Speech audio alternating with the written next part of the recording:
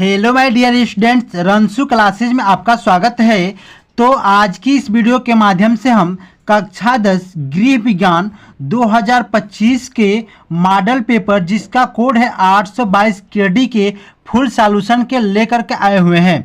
तो साथियों, आज की इस वीडियो के माध्यम से हम 2025 के जो मॉडल पेपर है इसका पूरा का पूरा सॉल्यूशन हम देखेंगे, वो भी मात्र एक ही वीडियो में। और उसके बाद हम ये भी जानेंगे कि पेपर को कैसे हल किया जाता है। यदि आप बोर्ड पेपर में पहली बार बैठने जा रहे हैं तो इस वीडियो को बिल्कुल अंत तक देखिएगा, जरा भी स्किप ना करिएगा, क्योंकि इस वीडियो के माध्यम से सब कुछ आपको मिल जाने वाला है। देखिए, एक से लेकर के पूरे जितने प्रश्न हैं सभी प्रश्नों को सॉल्व भी कराया जाएगा इसी वीडियो के माध्यम से। जैसे कि आप देख सकते हैं डेमो के रूप में, यहाँ पे देखिए 33 नंबर क्वेश्चन है, यहाँ पे 31, 32, 33 सारे क्वेश्चन आपको इसी प्रकार से मिलेंगे आज की इस वीडियो के माध्यम से। ठीक है, यहाँ पे सब कुछ आपको सॉल्यूशन दिख पा रहा है, आपको सब कुछ मिल जाने वाला है। ठीक है, तो साथियों देखिए, सबसे पहले आपका जो पूर्णांक होता है वो कितने नंबर का होता है, तो आपका पूर्णांक होता है 70 नंबर का। ठीक है, आपको 70 नंबर का पूर्णांक दिया जाता है, आपको इसमें अधिक से अधिक स्कोर करना होता है। ठीक है, अब देखिए जो समय होता है 3 घंटा 15 मिनट का होता है। ठीक ना, यहाँ पे आपका अनुक्रमांक होता है, यानी आपका रोल नंबर भरना होता है और यहाँ पे आपका नाम भरना होता है। ठीक है, अब देखिए, अब हम हल करेंगे प्रश्न संख्या पहले को। ठीक है, तो देखिए जो प्रश्न संख्या पहला है उससे पहले हम जानेंगे खंड क्या होता है, खंड अ और खंड ब। तो देखिए जो खंड अ मिलता है, खंड अ में सभी प्रश्न जो होते हैं बहुविकल्पीय प्रश्न होते हैं। यानी यहाँ पर निर्देश आप पढ़ सकते हैं कि प्रश्न संख्या 1 से 20 बहुविकल्पीय हैं। निम्नलिखित प्रश्नों में प्रत्येक के 4 वैकल्पिक उत्तर दिए गए हैं, उनमें से सही विकल्प चुनकर सही क्रमवार अपने उत्तर पुस्तिका में लिखिए। ठीक है, आपको विकल्पी प्रश्न मिलता है। जैसे यहाँ पे प्रश्न संख्या 1 में देख सकते हैं, इसके 4 विकल्प दिए गए हैं, कोई इसमें से एक ही सही है, आपको सही उत्तर को बताना होता है। ठीक है, वो भी OMR शीट में भरना होता है। ठीक ना, आपको OMR शीट कहाँ से मिलेगी, तो आपको परीक्षा केंद्र पर OMR शीट दे दी जाती है। ठीक ना, चलिए तो पहले नंबर प्रश्न को हल करते हैं। तो पहला नंबर प्रश्न है, लोकप्रिय पारिवारिक बजट का सिद्धांत प्रस्तुत किया। बताना है कि जो लोकप्रिय पारिवारिक बजट था उसका सिद्धांत किसने प्रस्तुत किया था। मार्क्स ने, एंजिल ने, टॉल्स्टॉय ने, माइकल एंजिल ने। तो देखिए जो पारिवारिक बजट का सिद्धांत था वो एंजिल ने प्रस्तुत किया था। किसने? एंजिल ने प्रस्तुत किया था। इस प्रकार से हमारा राइट आंसर ख नंबर हो जाएगा। ठीक ना, अगला नंबर प्रश्न है कि बचत सुरक्षित रखने का प्रमुख साधन है। देखिए बचत सुरक्षित रखने का प्रमुख साधन है बॉक्स में, बैंक में जमा करना, पड़ोसियों के घर रखना, इनमें से कोई नहीं। तो देखिए इसका राइट आंसर हो जाएगा बैंक में जमा करना। भाई अब बैंक में जमा करके बचत सुरक्षित रख सकते हैं। ठीक है, यदि आप पड़ोसी के घर रखते हैं तो पता लगेगा कि आपको आवश्यकता पड़ने पर देगा भी नहीं। ठीक ना, तो चलिए अब इसके साथ हम चलते हैं अगले नंबर प्रश्न पे। देखिए अगला नंबर प्रश्न है कि राष्ट्रीय बचत पत्र किसकी योजना है। बताइए राष्ट्रीय बचत पत्र किसकी योजना है। बैंक की, जीवन बीमा की, डाक खाने की, उपरोक्त में से किसी की नहीं। तो देखिए इसका जो राइट आंसर हो जाएगा वो हो जाएगा डाक खाने की, यानी कि राष्ट्रीय बचत पत्र ये डाक खाने की योजना है। ठीक है, अगला नंबर है कि 2 किलोग्राम चीनी का दाम 90 रुपये है तो 5 किलोग्राम चीनी का मूल्य क्या होगा। आपको बताना है कि यदि 2 किलो का मूल्य 90 रुपये है तो 5 किलो का मूल्य कितना होगा। 225, 200, 250 या 275। तो देखिए इसको आप हल कर लीजिएगा। वो भी कैसे हल करेंगे, देखिए 2 किलो का दाम 90 रुपये दिया है ना, तो आप 90 में 2 से भाग दे दीजिए तो कितने बार जाएगा। 2 चौकी 8 यानी 1, और यहाँ पर उतार लेंगे 0, 2 5 10, यानी कि 1 किलो का दाम कितना निकल गया 45 रुपया हो गया। तो हमें कितने किलो का बताना है, 5 किलो की, तो 5 से इसमें गुणा करा देंगे तो आ जाएगा हमारा 225 रुपया हो जाएगा। ठीक है, इस प्रकार से राइट आंसर का नंबर हो जाएगा।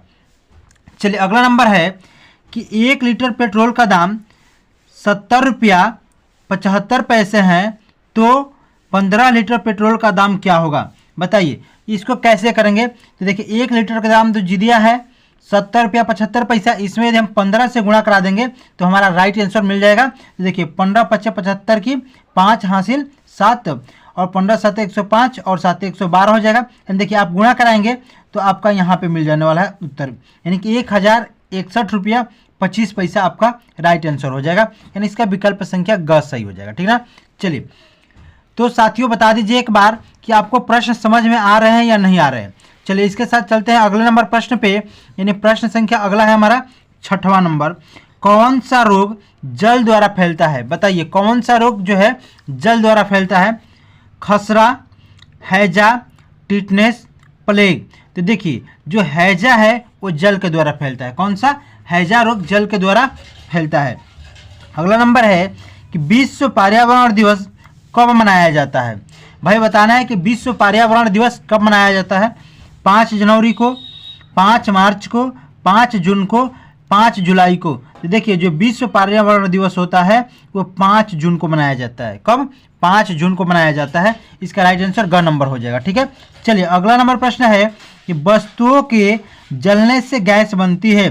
कार्बन डाइऑक्साइड, नाइट्रोजन, ऑक्सीजन या ओजोन। तो देखिए जो वस्तुओं को जलने से गैस बनती है वो है कार्बन डाइऑक्साइड, यानी कि इसका राइट आंसर क नंबर हो जाएगा। ठीक है।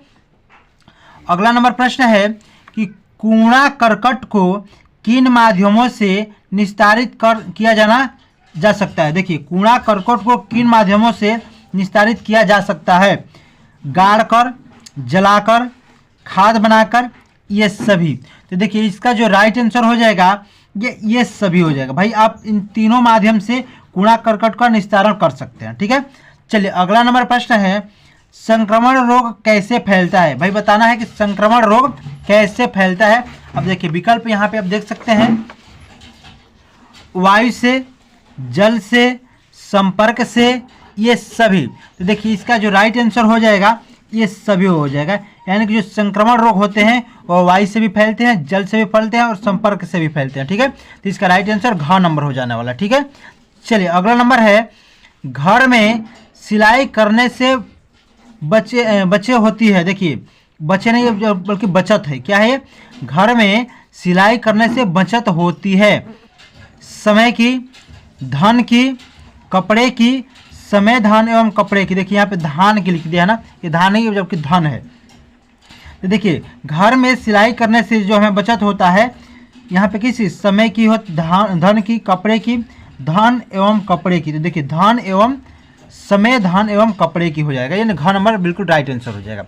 आपको तीनों चीज़ों की बचत होती है, समय का भी होता है, धन का भी होता है और कपड़े का भी होता है। ठीक ना। चलिए अगला नंबर प्रश्न है कि जल में घुलनशील विटामिन है। तो देखिए vitamin A, B, C, vitamin B, C, vitamin A, D और विटामिन ई के। तो देखिए जो जल में घुलनशील विटामिन होती है वो होता है बी और सी होता है। इसका राइट आंसर ख नंबर हो जाएगा। ठीक है। चलिए इसके साथ अगला नंबर प्रश्न पे चलते हैं। अगला कह रहा है कि किसके प्रयोग से तुरंत ऊर्जा मिलती है? भाई बताइए किसके प्रयोग से तुरंत ऊर्जा मिलती है? विटामिन, प्रोटीन, ग्लूकोज, खनिज लवण। देखिए तो ग्लूकोज की प्रयोग से तुरंत ऊर्जा मिलती है। जैसे कि आप देख पाते होंगे यदि कोई बीमार पड़ जाता है, किसी को थकान महसूस होती है तो उसको सबसे पहले हम ग्लूकोज देते हैं। क्यों? ताकि उसे ऊर्जा प्राप्त हो जाए। ठीक है। तो ग्लूकोज के द्वारा तुरंत ऊर्जा मिलती है। ठीक ना। अगला है लौह तत्व की कमी से कौन सा रोग होता है? एनीमिया, रतौंधी, मेरेस्मस, टाइफाइड। तो देखिए जो लौह तत्व होता है उसकी कमी से एनीमिया रोग होता है। कौन सा?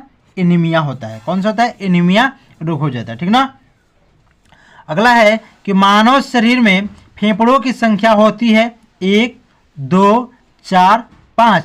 देखिए मानव शरीर में फेफड़ों की संख्या 2 होती है। कितने होती है? 2 होती है। इसको आप रट लीजिएगा क्योंकि ये प्रश्न हर साल बोर्ड पेपर में पूछे जाते हैं। ठीक ना। चलिए अगला नंबर है कि कौन सी वस्तु का प्रयोग अस्थि भंग से अधिक रक्तस्राव रोकने के लिए किया जाता है? देखिए कौन सी वस्तु का प्रयोग अस्थि भंग में अधिक रक्तस्राव रोकने के लिए किया जाता है? बर्फ का प्रयोग, टूर्निकेट का प्रयोग, रुई से दबाना, इनमें से कोई नहीं। तो देखिए इसका जो राइट आंसर हो जाएगा टूर्निकेट का प्रयोग किया जाता है। किसका? टूर्निकेट का प्रयोग किया जाता है। इसका ख नंबर इसका राइट आंसर हो जाएगा। ठीक है, अगला है कि कृत्रिम विधि से सांस कब दिलाई जाती है। भाई कृत्रिम विधि से क्या है ये, कृत्रिम विधि से सांस कब दिलाई जाती है। जल में डूबने पर, फांसी लगाने पर, दम घुटने पर, तीनों अवस्थाओं में। तो देखिए जो कृत्रिम विधि से सांस दी जाती है ये तीनों अवस्थाओं में दी जाती है। इसका राइट आंसर घ नंबर हो जाएगा। ठीक है, अगला है कि बर्फ की टोपी का प्रयोग किया जाता है तेज ज्वर, तीव्र वेदना में, हड्डी टूटने पर, मोच आने पर। देखिए तो जो बर्फ की जो टोपी का प्रयोग होता है वो तेज ज्वर में प्रयोग किया जाता है। ठीक है, यानी जब आपको बुखार तेज होती है तो हम बर्फ की टोपी का प्रयोग करते हैं। ठीक ना, अगला है गर्म सेक 3 अवस्थाओं में दी जाती है। देखिए गर्म सेक 3 अवस्थाओं में दी जाती है, तीव्र दर्द में, तीव्र ज्वर में, स्पंज करते समय, इनमें से कोई नहीं। तो देखिए इसका राइट आंसर हो जाएगा कि तीव्र ज्वर में। देखिए 3 नहीं बल्कि 3 अवस्थाओं में। ठीक ना, तो इसका राइट आंसर हो जाएगा तीव्र दर्द में। ठीक है, क नंबर इसका राइट आंसर। अगला है कि एक समान व्यक्ति का तापक्रम होता है। भाई बताइए एक समान व्यक्ति का तापक्रम कितना होता है। 94 degree Fahrenheit, 96 degree Fahrenheit, 98 degree Fahrenheit या 98.4 डिग्री फ़ारेनहाइट।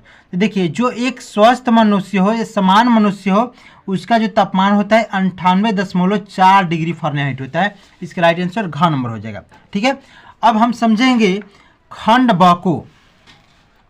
जैसे कि देखिए खंड ब को आप पढ़ पा रहे हैं कि क्या लिखा है, खंड ब वर्णनात्मक प्रश्न। कैसे प्रश्न है, वर्णनात्मक प्रश्न है।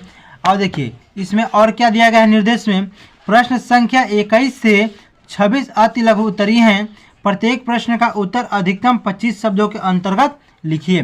देखिए आपको इसके जो उत्तर देने हैं अधिकतम 25 शब्दों में देने हैं। ठीक ना, तो चलिए पहला नंबर प्रश्न है कि 21 नंबर है कि एक अच्छे बजट की 2 विशेषताएं लिखिए।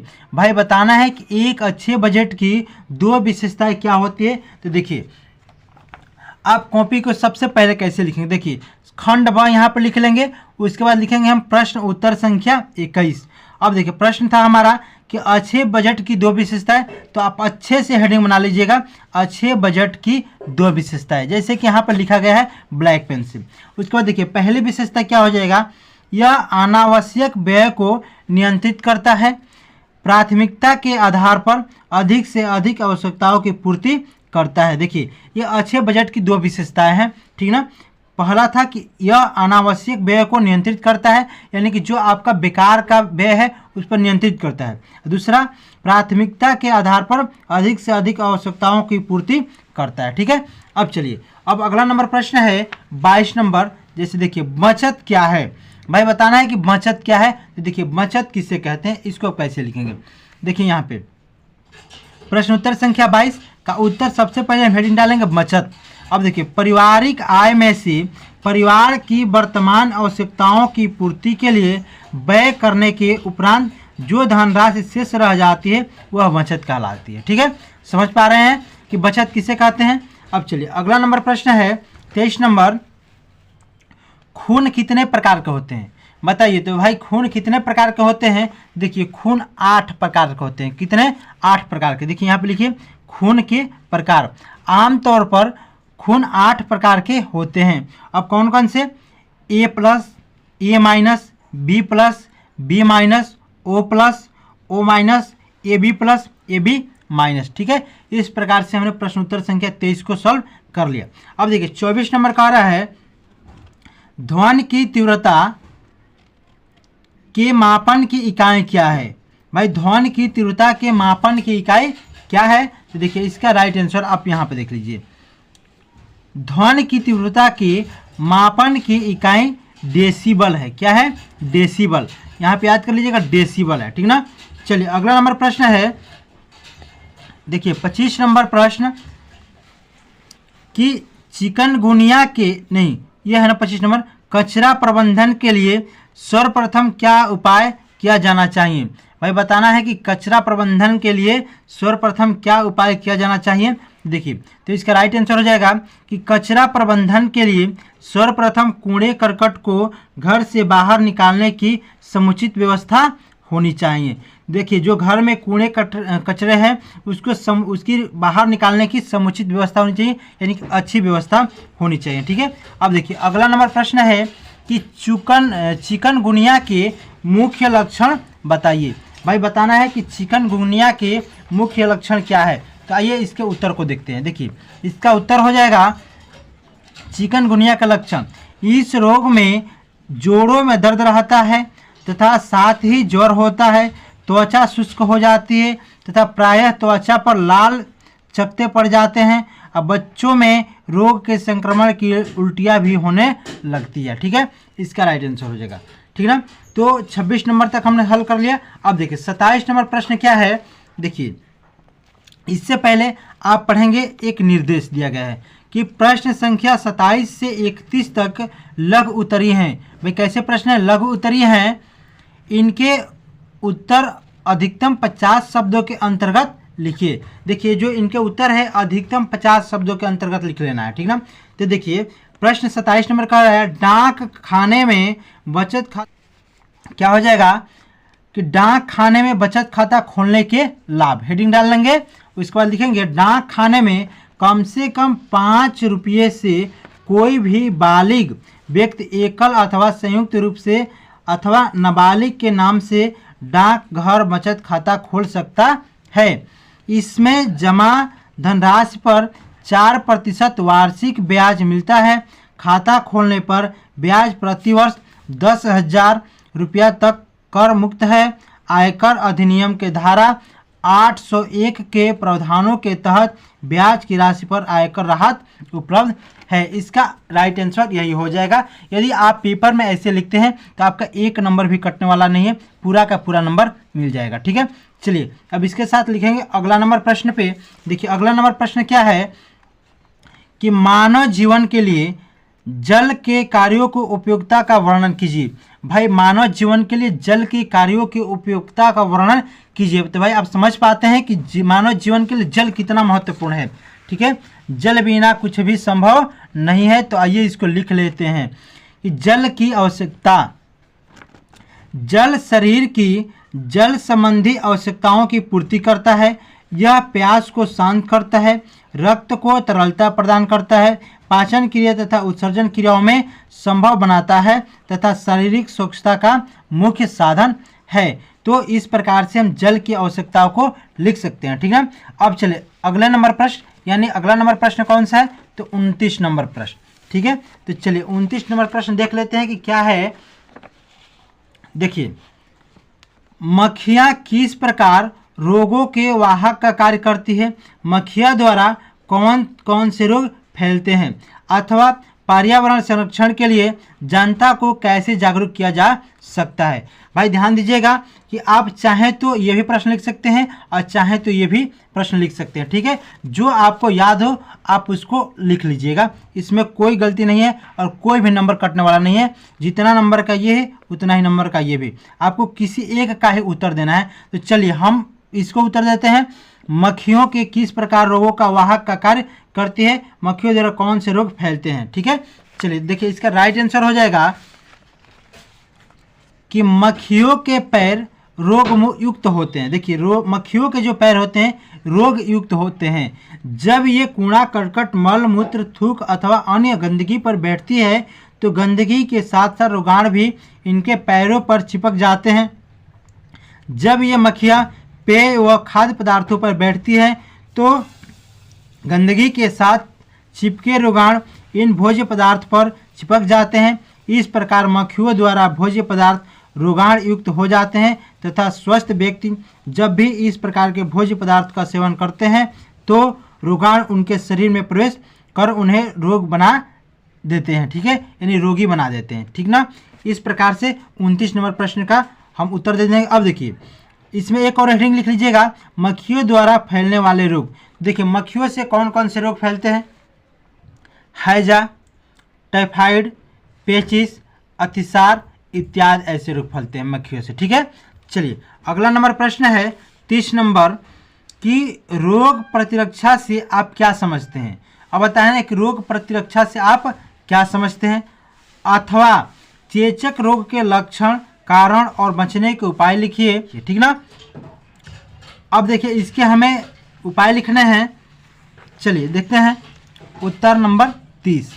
देखिए यहाँ पे प्रश्न उत्तर संख्या 30 है। इसका उत्तर क्या हो जाएगा कि प्रत्येक व्यक्ति के शरीर में स्वस्थ रहने की इच्छा व क्षमता होती है, इसलिए प्रत्येक रोग के रोगाणु से हमारा शरीर संघर्ष भी करता है। जब हमारा शरीर संघर्ष से हार जाता है तभी हम रोगों का शिकार हो जाते हैं। इस प्रकार रोगों से लड़ने की जो क्षमता हमारे शरीर में होती है उसे ही रोग प्रतिकार कहते हैं, ठीक है। अब चलिए 31 नंबर प्रश्न पे चलते हैं।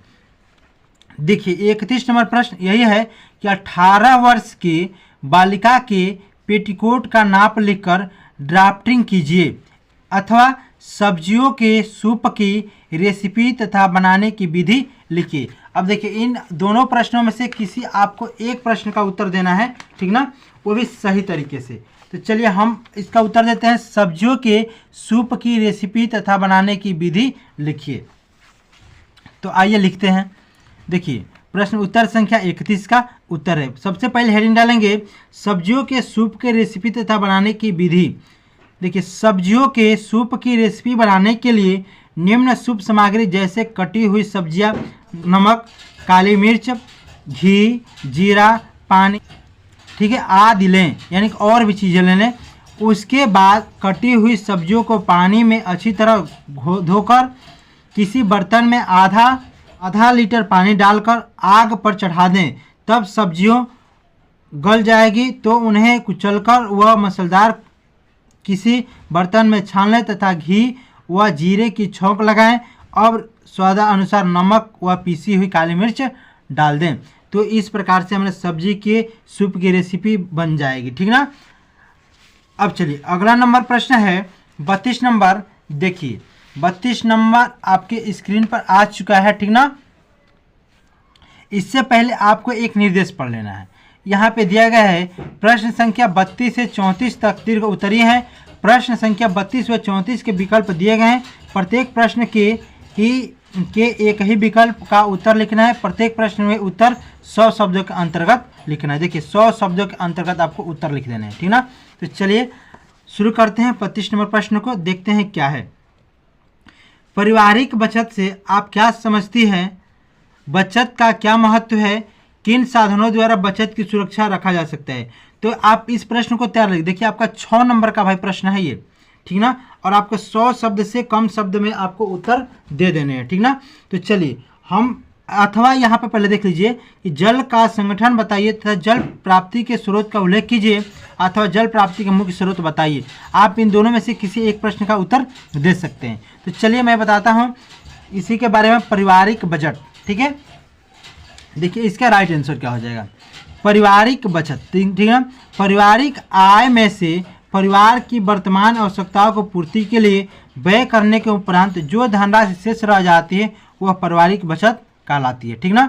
अब चलिए बचत के महत्व।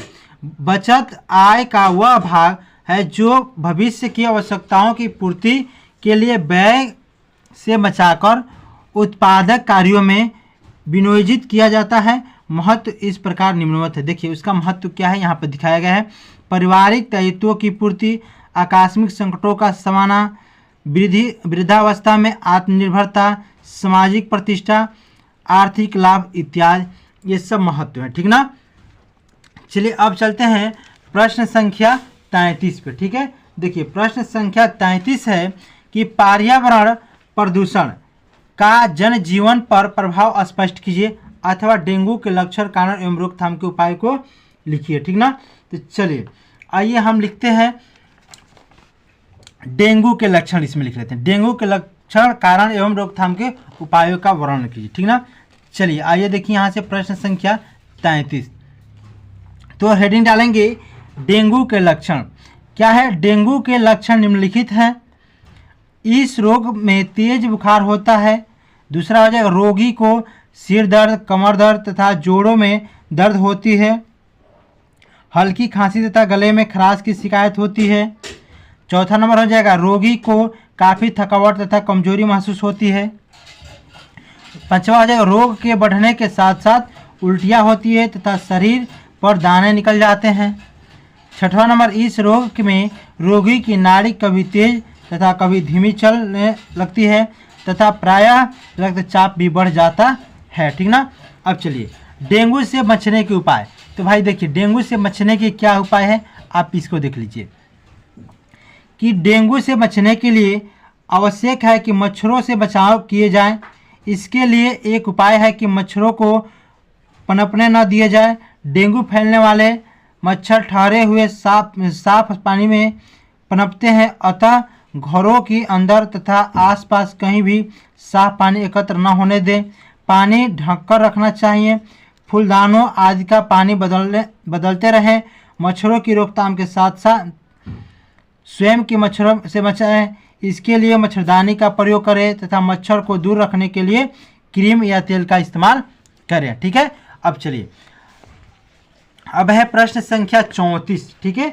अब देखिए ये प्रश्न संख्या 34 है कि वायु द्वारा रोग कैसे फैलते हैं, वायु द्वारा कौन से रोग फैलते हैं वर्णन कीजिए। ये भी आपको 6 नंबर का प्रश्न है। ठीक है। अथवा विषाक्त भोजन से क्या तात्पर्य है। ठीक ना। तो देखिए इसमें दोनों में से किसी आप एक का ही उत्तर लिखना है आपको। तो देखिए मैं उत्तर बता देता हूँ, विषाक्त भोजन से तात्पर्य। तो देखिए क्या है इसका उत्तर देख लीजिए। सबसे पहले प्रश्न उत्तर संख्या 34, विषाक्त भोजन पूर्ण रूप से स्वच्छ, पौष्टिक तथा उपयुक्त दिखाई देने वाले भोज्य पदार्थ भी कभी कभी व्यक्ति को रोगी बना देता है। सामान्यतः ऐसे भोजन में कोई न कोई पदार्थ व्यक्ति को ग्राही नहीं होता।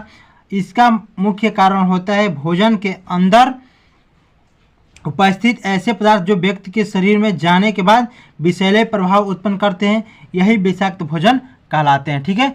तो साथियों ये विषाक्त भोजन का उत्तर रहा। ठीक ना।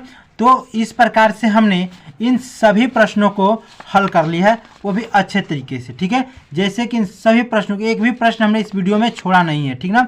तो साथियों हमारी वीडियो आपको कैसी लगी, यदि हमारी वीडियो आपको अच्छी लगी हो, ज़रा भी हेल्पफुल लगी हो, तो आप हमारे चैनल को यदि अब तक सब्सक्राइब नहीं किए हैं तो सब्सक्राइब कर लीजिएगा, लाइक कर दीजिएगा और अपने दोस्तों में शेयर जरूर कर दीजिएगा। यदि आपको ऐसी वीडियो चाहती हो तो सब्सक्राइब जरूर करिएगा। मिलेंगे अगली वीडियो के साथ, तब तक के लिए जय हिंद, जय भारत।